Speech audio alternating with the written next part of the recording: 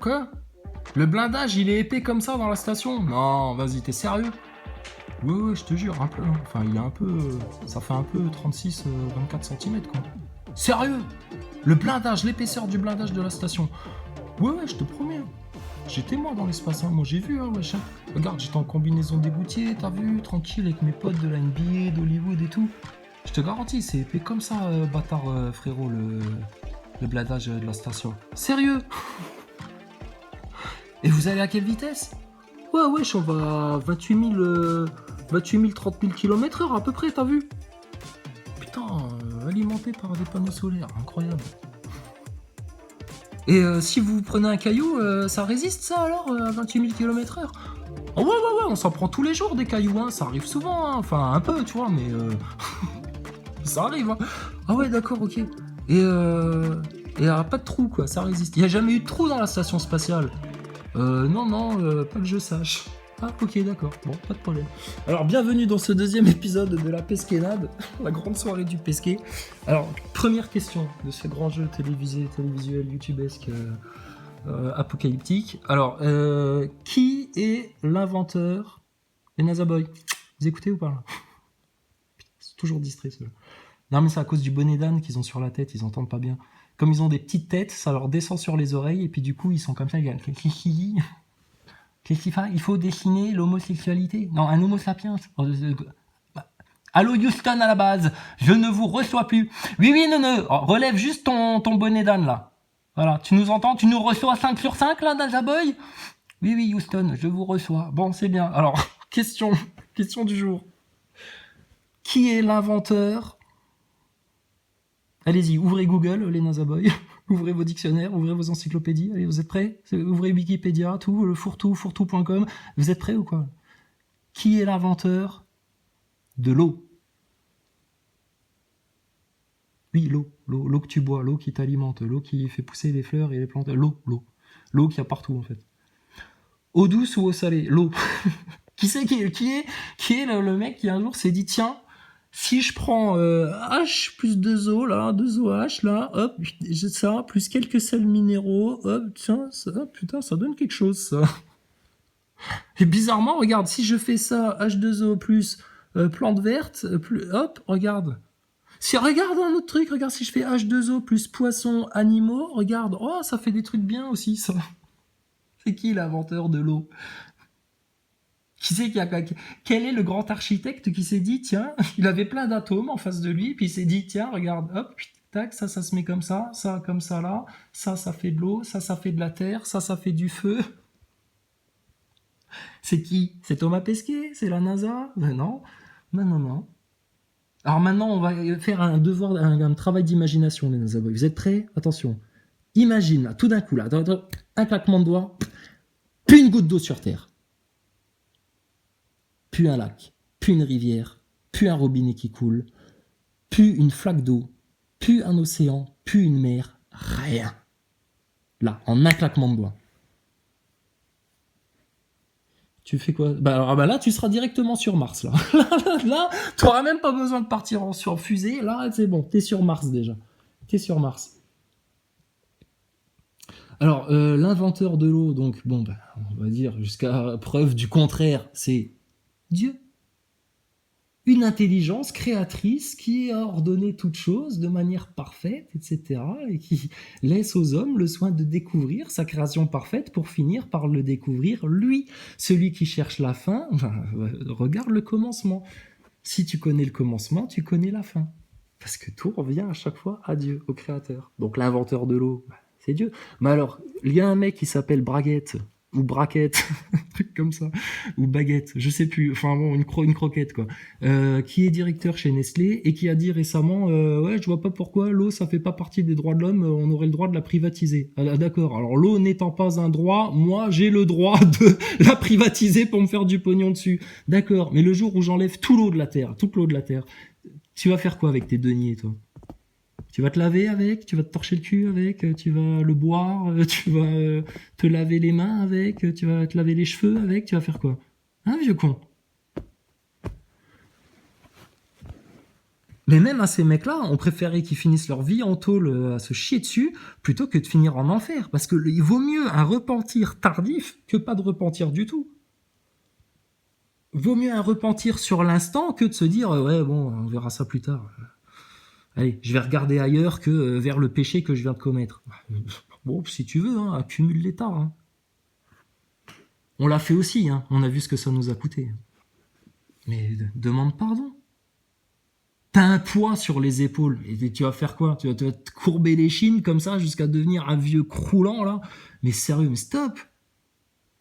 Seigneur, pardonne-nous, enlève-nous tout ça du dos, pardonne-nous, amène-nous vers toi, sanctifie-nous, purifie-nous, amène ta lumière à toi, qu'on voit clair, que ta parole coule dans nos bouches, que ta vie coule dans nos veines, que le sang de Jésus-Christ coule dans nos muscles, et qu'on soit prêt à avoir toutes les souffrances, les martyrs et tout, juste pour toi, ton royaume, Seigneur, pour toujours, comme des petits-enfants dans tes jardins où coulent les ruisseaux, avec les petits oiseaux, les animaux, des enfants qui jouent, des sages avec qui discuter, et la paix.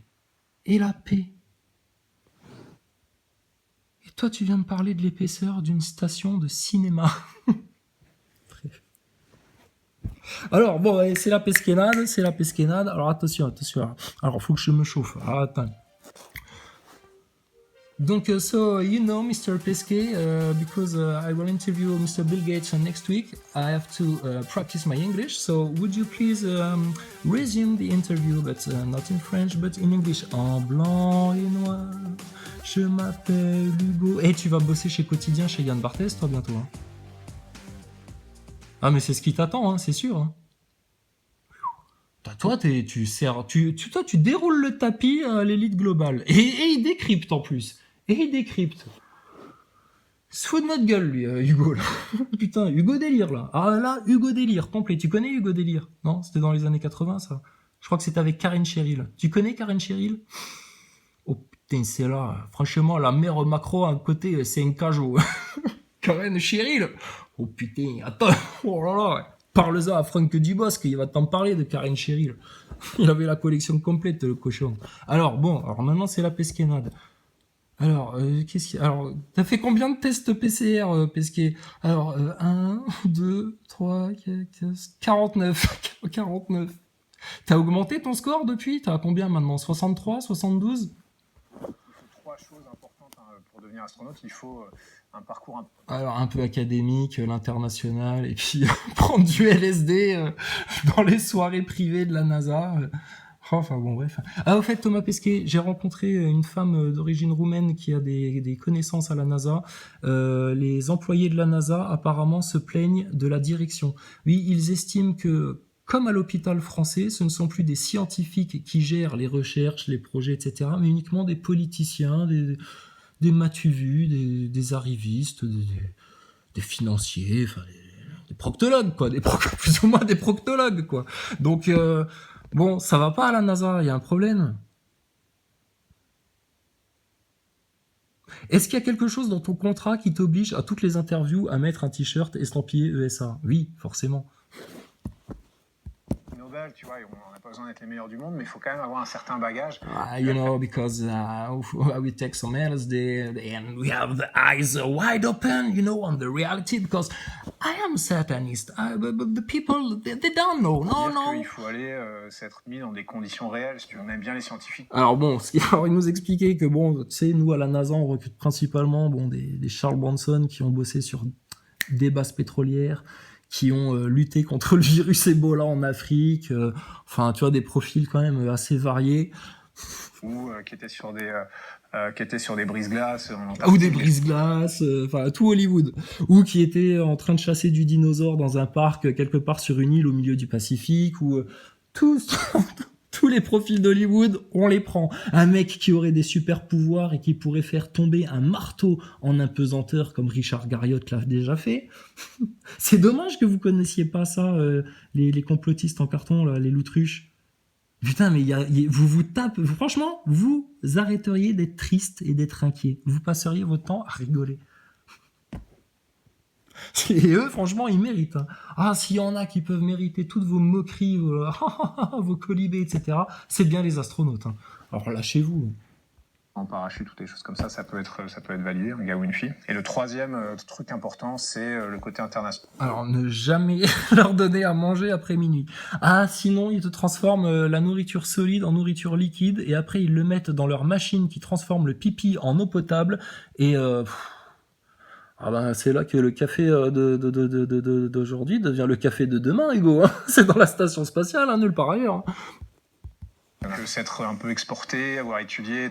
Alors ça, c'est quand justement je vous expliquais que on n'avait pas vraiment beaucoup de moyens de changer de vêtements, on n'a pas de machine à laver dans la station, donc du coup, quand on a un t-shirt, on essaye de le garder le plus longtemps possible parce que c'est assez compliqué de nous acheminer des vêtements, hein, puis vous comprenez, hein, voilà, on est écolo, on vit en autonomie dans la station, donc du coup, faut qu'on apprenne à se débrouiller tout seul. Bon, on fait 2 heures de sport par jour, on transpire comme des comme des cochons, mais bon, à part ça, bon, on change pas de t-shirt tous les jours, hein, et puis lui, je l'ai toujours bien aimé. Il est sympa, le petit russe là, Charlie là, Charlie Skovski. Charlie Skovski, il est sympa, Thomas Pesquet. Hein, oui, tu nous aimes bien au fond. Bah, oui, je sais, tout le monde nous aime bien en fait au fond. Et il est sympa, Charlie Skovski. Thomas, entre nous, vous êtes franchement foutu de la gueule des Français. Hein. Mais bon, si vous aviez pas fait ça au nom du satanisme, et puis, putain, pour endosser cet habit d'astronaute, être prêt à participer à certains rituels maçonniques, voire satanistes, Thomas, on pourrait faire qu'en rire. Mais bon, puis quand on voit à quel point vous avez conditionné certains neuneux, là, alors là les mecs, putain, ils ont plus de 50 ans, et... Non, ça existe pour de vrai, c'est pas du cinéma, arrêtez, il lui a vraiment donné un diplôme de français, le russe. Il avait vraiment un t-shirt de France. Oui, calme-toi, Nazaboy. Demande à ta maman qu'elle t'amène au parc trampoline, là, hein, où tu peux te mettre un harnais suspendu à des câbles, et puis tu sautes un peu, hein, avec les enfants, là, ça va te détendre pendant 1 heure. Va faire des pirouettes un peu. Casse-toi. T'es un con. Pardon, t'es un bon. Je veux dire, t'es un bon. T'es un bon. T'es un bon, Nazaboy. T'es un bon. Tu nous fais rire. Donc, ils avaient des t-shirts tout neufs pour une photo. Une photo, hein. Oh, lui, il est trop fort. Lui, c'est le seul mec qui est capable de faire du Smurf suspendu à ses câbles. Ah, lui, on l'avait vu, il était suspendu au câble, et quand tu passais en avance rapide, ah là, tu voyais le subterfuge tout de suite. Ah, le mec, il bougeait les pieds, il faisait du moonwalk, il faisait du hip-hop et tout. Tranquille. Bon, bref. Donc, ils t'ont remis un diplôme de français. Mais ils l'ont fait pour de vrai. C'est-à-dire ça, tu l'as ramené chez toi, c'est officiel. Vous avez pas perdu votre temps à faire ça. Lui, il était pas content de glander pendant 1/2 heure à faire sa photo, etc. Mais putain, vous avez que ça à foutre hein, dans la station. Hein.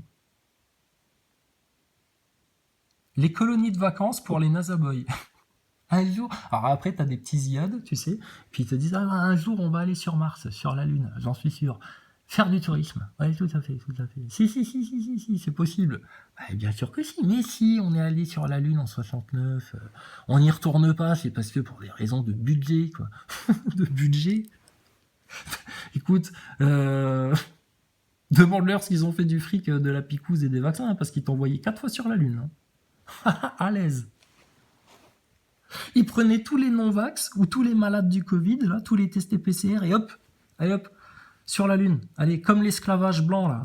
Vous, là, les petits Anglais, là. Allez, hop, vous, en Australie. Allez, hop, dans les colonies, loin, là. Allez, hop, dégagez, là. Tous les tas de merde, là. Oui, l'esclavagisme blanc, ouais, ça existait, ouais. Ah, oui. Mais il y a encore de l'esclavagisme aujourd'hui. Ouais, chez tes copains mondialistes Zelensky en Ukraine. Oh, des esclaves. Oh, des mères porteuses. Des adolescentes. Des esclaves sexuels. De la traite. Du trafic d'organes. Enfin, il se passe pas mal de choses en Ukraine, hein. Il n'y a pas qu'en Ukraine, hein. C'est pas joli ce que vous faites en fait, hein, les gars. Hein. Toi tu participes, hein, avec ta petite gueule de gentil, lui aussi. Charlie Skovski aussi. Groubov aussi. Je sais pas comment ils s'appellent, hein, je sais pas leur nom. Alors lui, Monsieur Moonwalk, là, pareil. Eux, c'est les 2 danseurs de la station. Tu iras rechercher leur nom, je sais pas, et je m'en fous. On a vu les clowns que c'était, ça nous a suffi. Bon, ils prennent du LSD hein, dans la station, ils font de la musique, c'est plus ou moins c'est plus ou moins les Beatles, quoi. D'accord, tu vois. Et alors donc, on en était où? Oh wesh. Aïe, alors spationaute ou astronaute, bon ça on avait vu. Bon, alors du LSD, du LSD dans l'espace, hein, tu vois. Alors après Thomas, bon, il est tout défoncé, tu sais. Thomas, à 400 km, vous pouviez voir la courbure de la Terre? Euh, un peu. C'est-à-dire que quand on arrive dans la nacelle pour aborder l'atterrissage, c'est un peu courbé, mais il fait chaud alors dans la nacelle ou pas? Il fait chaud, oh, enfin, un peu, un peu. Pas trop, mais c'est un peu comme un roman photo dans ma tête. Je me souviens plus très bien. Après, les potes, en plus, ils m'avaient filé des cachetons avant de redescendre sur Terre. J'étais un peu foncé, tu vois. Oui, monsieur Thomas Pesquet. Je connais très bien les origines de la NASA, les nazis, les tests psychotropes et tout. Oui, voilà, c'est ça. J'ai beaucoup souffert. Alors du coup, après, ils ont cherché à me scinder ma personnalité avec des techniques de MK Ultra, vous voyez. Ils ont cherché à me pénétrer de l'intérieur. J'ai beaucoup transpiré ce jour-là. J'ai cru que c'était le rituel de la fin. Tout allait se terminer. Je me suis posé beaucoup de questions. Regardez, rien que d'y penser, j'ai une tête de mort. Et alors là, tout d'un coup, ça a été la lumière. Là, ils m'ont enlevé le bandeau. Et là, j'ai compris à quoi je servais sur Terre. Je servais à faire rêver les gens. Je servais à les distraire. À leur faire oublier leur malheur climatique. À leur faire oublier leur malheur pandémique. À les rassurer. À continuer à les faire rêver étant grands comme quand ils étaient petits avec Mickey, Dingo et Donald et tous leurs amis. Alors j'ai dit oui. J'ai dit oui. Ils m'ont enlevé le bandeau. Ils m'ont dit, toi là, ils m'ont mis un couteau sous la gorge comme ça. Ils m'ont dit, toi là, t'es prêt? J'ai dit oui. Je serai chevalier Kadosh un jour. Chevalier Kadosh. T'es chevalier Kadosh, toi, Eric Ericus? Ouais, non. Oui, non, mais te fatigue pas, on sait, tu sers les cafés à la loge. C'est pour ça qu'ils t'ont mis un tablier et des gants blancs, hein, petit serviteur. Oh, chaton, chaton franc-maçon. T'es préparé, c'est quand même assez solennel si tu dis au revoir à tout le monde, à ta famille. Alors, ça y est, alors ça on n'avait pas vu. Alors on en était là. Alors attention, alors là quand il fait ça, il va nous parler de sa femme. Alors. On va commencer au lancement. Le lancement t'arrive à peu près 2h30 avant, tu t'es préparé, c'est quand même assez solennel si tu dis au revoir. Ah quand même, 2h30 avant. Oh. À tout le monde, à ta famille, tu penses à vraiment dire tout ce que... Alors, cette image-là. T'es préparé, c'est quand même assez solennel si tu dis au revoir à tout le monde, à ta famille. Petit rappel. Rappelez-vous comment ça s'était passé. Il y avait eu tout un chichi Covid à l'époque, parce que fallait pas qu'il emporte le virus avec lui dans la station. Il avait fait un duplex avec Macron en disant oui, monsieur le président, je me suis vacciné 2 fois. Une fois avec du Jensen et une fois avec un autre. Comme ça, je suis sûr. J'ai fait le panachage. J'y vais avec double vax, 49 tests PCR dans le nez, vous inquiétez pas.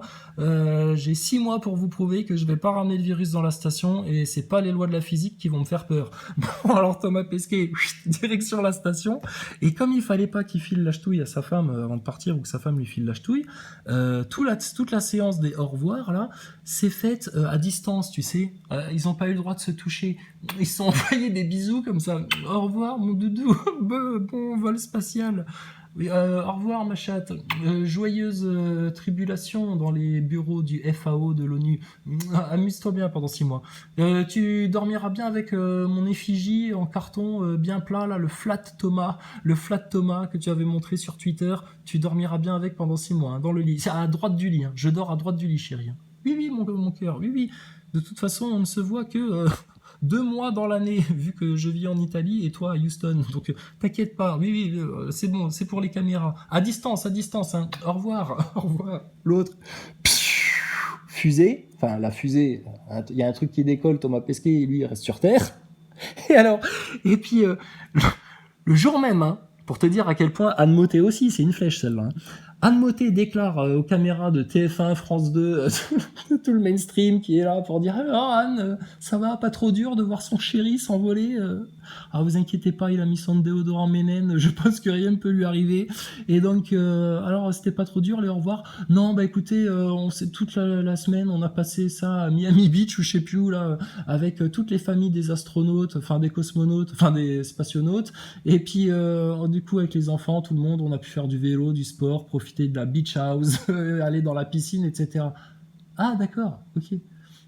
Donc vous avez fait l'amour aussi avec Thomas. Oui, t'inquiète pas, bon, on n'a pas eu le temps de se taper des enfants entre satanistes, mais bon, on fera ça au retour, quoi. Mais ouais, t'inquiète, bon, enfin, on s'est vu, quoi, d'accord. Mais alors, pourquoi ces au revoir à distance, en mode antivirus, Covid, gestes barrières, etc.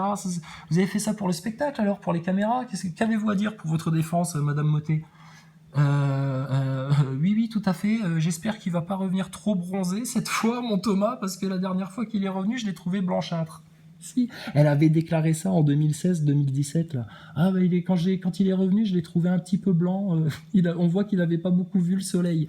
Ah bah toi, on voit que t'avais pas beaucoup vu les vidéos de ton doudou parce que quand il était dans la coupola, punaise, le soleil il se le prenait en pleine gueule. Hein. Ah le mec, il était au milieu des vignes sur une chaise longue avec des lunettes de soleil, pas un brin d'ombre, en plein cagnard. Mais dans l'espace, hein, c'est-à-dire sans filtre atmosphérique.